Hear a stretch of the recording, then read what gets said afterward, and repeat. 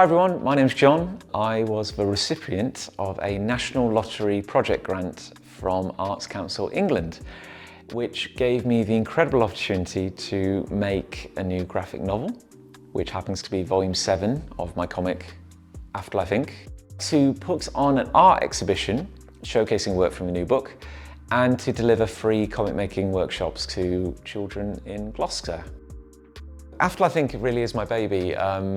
I brought book 1 out back in 2012 and I've been working on it ever since. It's a tale of a con artist named Jack Fortune who dies, discovers an afterlife in chaos and then takes over and runs it like a business. One of the things that the Arts Council challenges you to do is be ambitious, and so I really wanted to make the best looking book we'd ever made.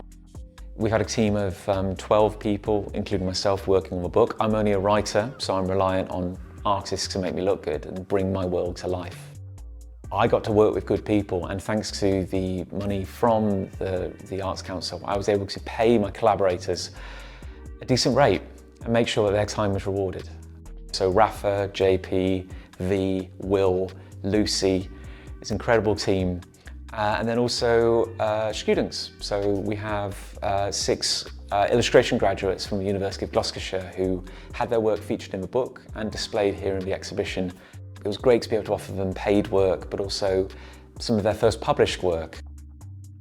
The latest chapter is volume 7, which for this one it was an opportunity to play with a 5-act structure, which was a little unconventional, but it kind of suited this off-kilter, slightly surreal story I wanted to tell, where it's called Imitation of Life. It's about reflections, mirroring, up becoming down, reason becoming inverted, and there's always an element of it's just a kind of mad, fantastical adventure. And the setting allows us to feature characters from different points in history, or to go weird and just have bizarre creatures and threats, and to do all the big bombastic stuff that comics do so well. It's a strange story. It's a really strange story, but it's exactly the story I wanted to tell, and I'm really proud of it.